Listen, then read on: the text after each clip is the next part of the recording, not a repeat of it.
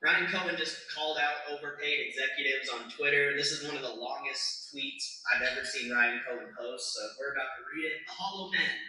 American capitalism is rotting from the head down.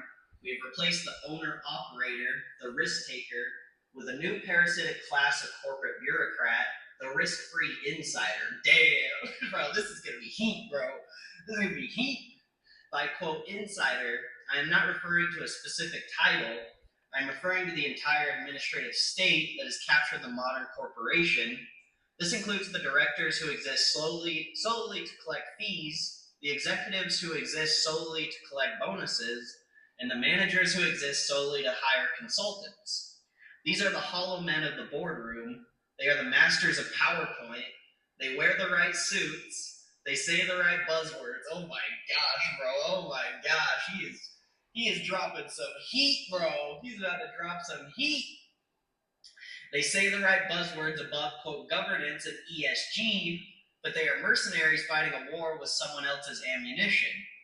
In a functioning economy, authority is tied to liability. If you make a bad decision, you lose your own money. That fear of I'm gonna show you the channel. You can listen from him because he's doing a very good job. He does not have the accent I have, but what does that mean?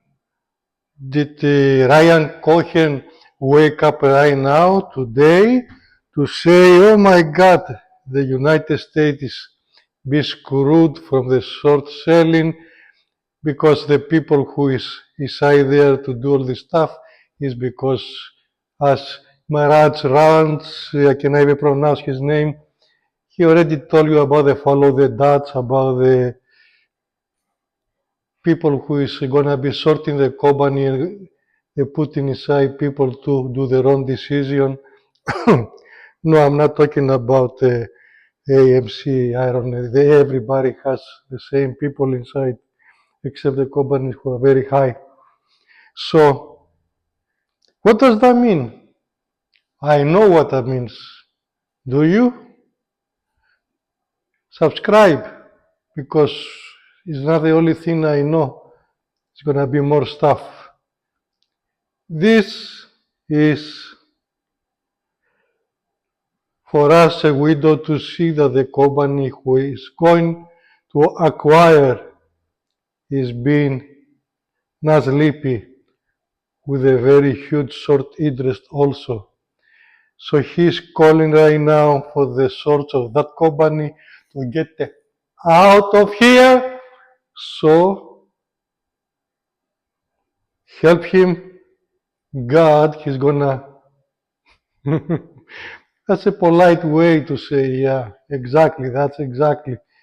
So the company he's acquiring is having a short interest. And he's telling these messages for the for really investors there to say, listen, you go in history because what they do, hold your shares, I'm coming in. This is what that means. Does not mean that Ryan Cohen became Jesus Christ right now. And for me, I knew that when I see it. I mean, I don't know because I know about stock market, but I've been in a contractive business very long, and I know how people talk when they try to tell you clean up. Do you help me? Yeah, actually, I should say that he's asking for the people who is inside. They love the company to help him because the rest of them, the empty suits, gonna go.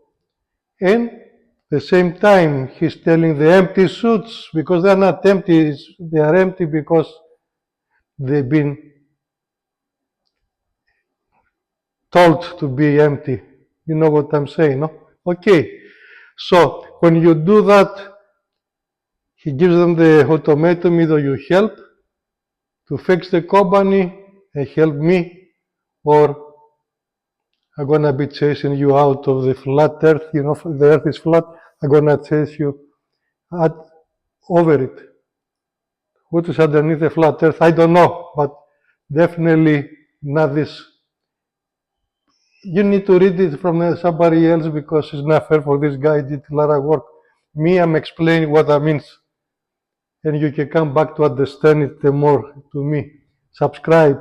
This is, he is telling us the company he's acquiring has short interest, and he's telling everybody, get ahead there, because there is a lot of companies with a short interest.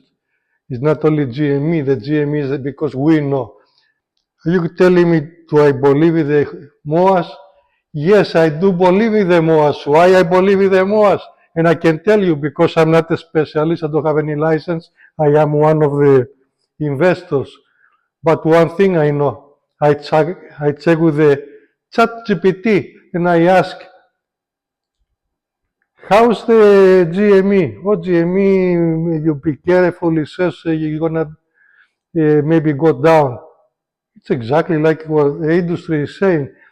And then I say, wait a second, maybe I didn't ask the right question. So I asked GPT, how much the Wall Street is spending to keep the GME price boring.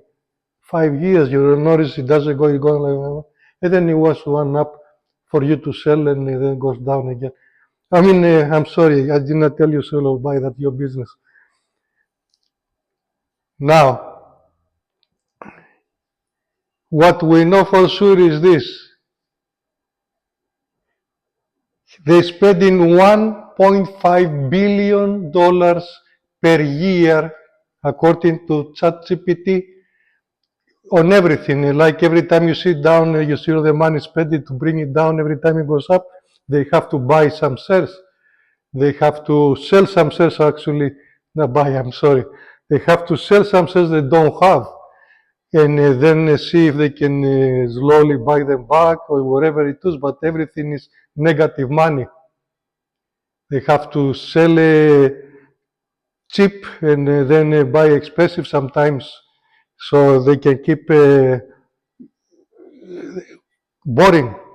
They don't want it to go very low, they don't want it to go up. So that is $9 billion the last 5 years. So if it is 16% short interest rate, how much money do they need to close to cover? I'm asking GPT. And it says, oh, for 16% GME, blah, blah, blah, blah. It gives me all the math. It says about 1 billion 500,000. I mean, 500 million, 1.5 billion. So why they spending the 1.5 billion every year if they can cover 1.5 billion right now? It's crazy, no?